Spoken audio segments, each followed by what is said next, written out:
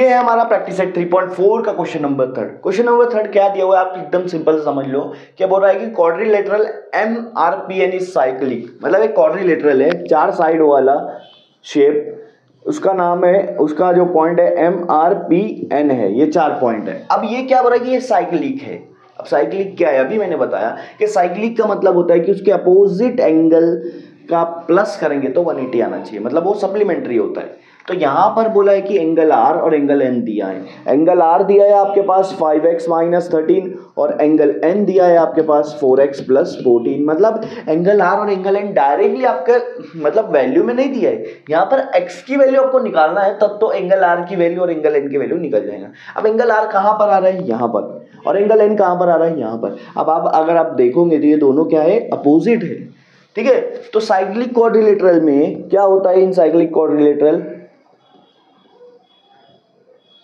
Quadrilateral में होता है कि opposite angle are supplementary. Opposite angle क्या है आपका, एंगल R और एंगल N, ये दोनों अपोजिट है। सप्लीमेंट्री का मतलब होता है कि दोनों को प्लस करेंगे तो 180 डिग्री होना चाहिए। करके देखते हैं। एंगल R क्या है आपके पास 5x - 13, तो मैं एंगल R की जगह पे रख दूंगा ये। और एंगल N क्या है आपके पास 4x + 4, तो मैं एंगल N की जगह पे रख दूंगा = 180 डिग्री, ठीक है।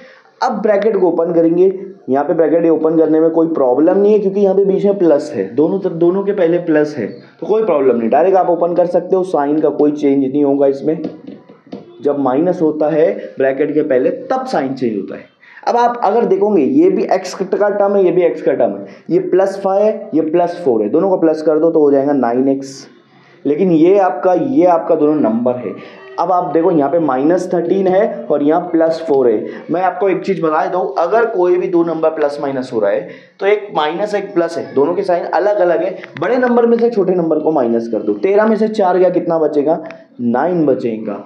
लेकिन साइन बड़े की लगेंगी, मतलब 13 की लगेंगी -180, वैसा का वैसा।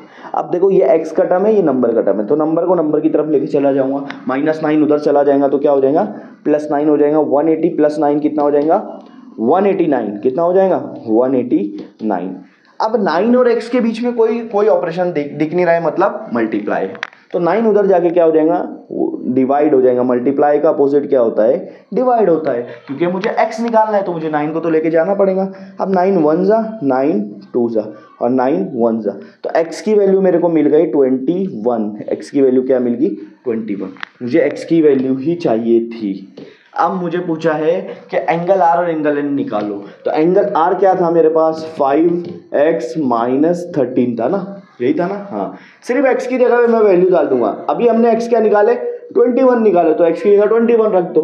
अब बॉडमास रूल क्या बोलता है कि यहाँ माइनस और यहाँ मल्टीप्लाई है, तो पहले मल्टीप्लाई करो, 21 5 जा, 21 5 जा। अब 21 को 5 से मल्टीप्लाई कैसे करोगे, अगर नहीं आ रहा आपको, सिंपल सी बात है।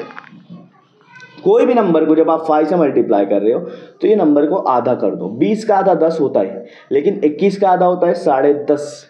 कितना हो जाएगा, 10.5। लेकिन ये पॉइंट को हटा दो, ये हो जाएगा 105। पॉइंट को हटा देंगे, अगर पॉइंट के बाद एक ही नंबर है तो पॉइंट को हटा दो, हो जाएगा 105। 105 में से 13 गया, 105 - 13, आपके पास बचेगा 92। इसका मतलब एंगल R कितना आ रहा है, 92 डिग्री आ रहा है। कितना सिंपल है, कितना सिंपल है यार भाई, कितना सिंपल है। अब एंगल N की बात कर लेते हैं। एंगल N क्या बोल रहा है कि एंगल N है 4x + 4, 4x + 14 है, ठीक है। ये 4 के बाद x है, x को मैं लिख सकता हूँ 21, क्योंकि मैंने x को 21 लिया, ठीक है। अब यहाँ पे 14, फिर बॉडमास रूल बोलता है प्लस और मल्टीप्लाई में पहले मल्टीप्लाई होता है। 21 4 जा, 2 4 जा 8, 1 4 जा 4, तो 84 आ जाएगा, 84, ठीक है। 84 में अगर मैं प्लस 14 है या 4 है, सॉरी 4 है, यहाँ पर मैं 14 लिख दिया हूँ, यहाँ पे 4 है, ठीक है। तो 84 + 4, 84 + 4 कितना हो जाएगा, 88। तो एंगल N की वैल्यू आ जाएगी 88 डिग्री। क्योंकि देखो मैंने क्या बोला आपको, अपोजिट एंगल क्या होता है, सप्लीमेंट्री, मतलब अपोजिट एंगल को प्लस करूंगा तो कितना आएगा, 180। अब यहाँ 92 है तो यहाँ पर 88 ही आना चाहिए। अगर 14 प्लस कर देते तो 98 हो जाता, जो कि आपका आंसर आ जाता 190, दोनों को प्लस करके। पर वहाँ पर क्या चाहिए था, 180 चाहिए था ना, इसलिए वहाँ पर हम लोगों को थोड़ा सा प्रॉब्लम लगा कि कहीं तो गलती हुई है।